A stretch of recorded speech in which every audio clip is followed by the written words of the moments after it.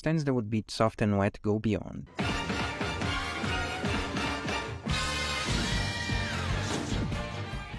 We are about to welcome a new JoJo, so I thought it'd be a good idea to analyze the current one to see if there are other stand users who are capable of winning against what many people call the strongest stand. As always, this is an opinionated video. Feel free to disagree in the comments down below. Also, if you're new here, please consider subscribing to this channel and leaving a like on this video, as well as hitting the bell to get notified when a new video comes out. Without further ado, let's get into the video.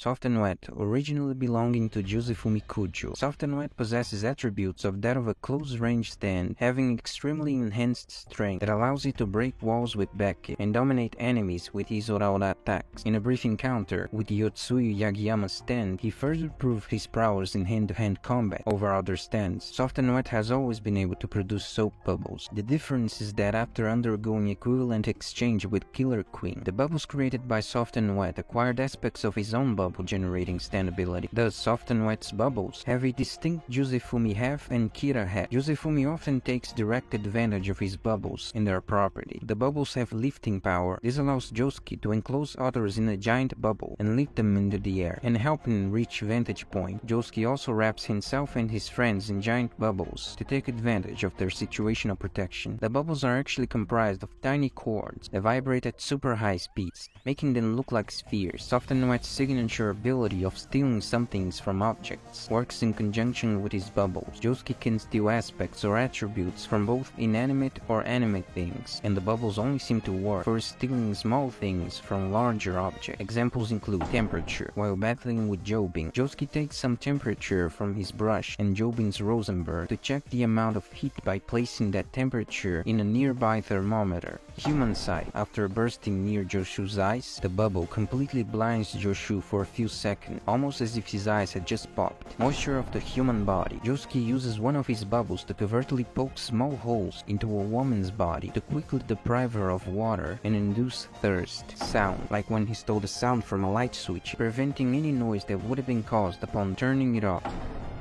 Josuke eliminates friction on the floor, creating a surface as smooth as ice. Smell. Josuke can trap scents in the bubble, and when the bubble bursts, he can track whatever he wants going off of the smell.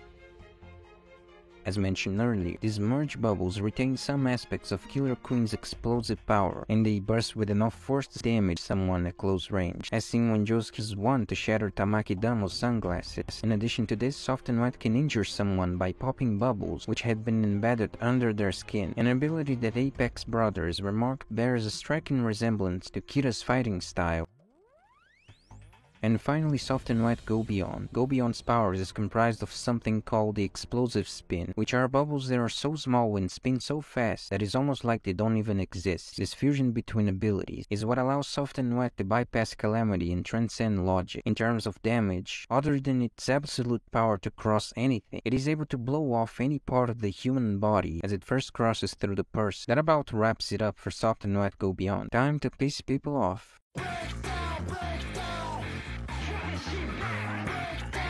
Emperor's signature ability, and its most dangerous ability, is to freely control the trajectory of bullets, as they are also part of his stand. Because of this, the weapon appears to have unlimited ammo. Whole Horse is able to control the bullets with such precision that he can spin around Silver Chariot's sword with no lag time, making a turn and having them navigate through a narrow conduct without seeing them. But the main point of contention is Whole Horse's precision. It is a matter of who attacks who first. But let me ask you a question. Do you really think that Soft and Wet can capture Emperor's bullets or defend Gappy in any way, which is something that even a stand that is comparable to Star Platinum couldn't do? Yeah, I don't think so.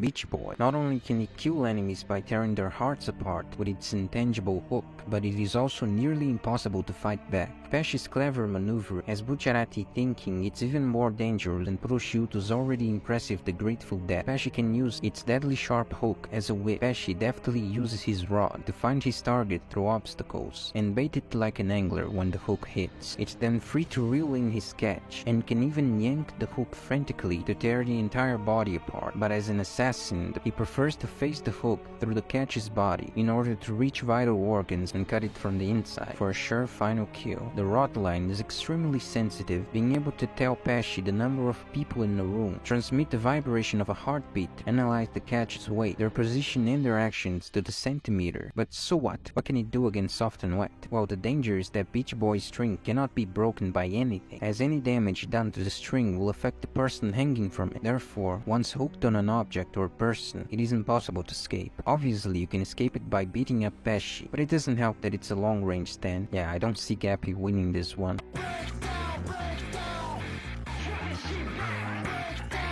Bad Company is the first colony-type stand to appear in the series, so it consists of many weaker individual units whose powers stack when combined. Damage done to the teeny soldier is not transferred to the user, although it is unknown if killing all the soldiers, helicopters and tanks will also kill Keisho. Bad Company is a small but mighty fighting force capable of deploying massive firepower while employing subtle military tactics, led by the meticulous Keisho, who uses the tight confines of his home to capture Josuke. Bad Company proves to be extremely dangerous. This stand is a battalion of miniature soldiers and military vehicles. Every mini soldier is equipped with an M16 assault rifle, parachute and combat knife. Green Berets have the same equipment as soldiers, but with the addition of a rappel, which permits them to climb objects and descend onto targets from above. Helicopters are armed with machine guns and missiles, while the tanks are armed with small hand grenades. There's mines also, despite their small size when compared to real armies. Bad Company's weapons are still dangerous. The infantry's tiny M16 was capable of piercing human skin and creating small deep bullet holes. A landmine blast was enough to severely injure a leg, and 2 missiles fired by one of the helicopters was enough to paralyze Crazy Diamond's arm. Bad Company is most effective when all units fire at the same time. On the defensive side, the disciplined firepower of the infantry, dubbed by Keisho as Wall of Steel, could take down any shell as long as they had time to see it coming. On the offensive end, the combined fire of infantry creates a projectile impact capable of blowing up walls. However, this method puts all units into attack, leaving Keisho unable to defend himself. As a result, the army was unable to fire the missiles that Josuke sent back to Keisho, as they focused on firing at the former. It might seem like an odd choice, but as with Emperor, it all comes down to who is quicker, and until a Go Beyond bubble hits Keisho, which would be very difficult because Josuke can't control their course, Bad Company's concentrated firepower could in one fell swoop kill Josuke.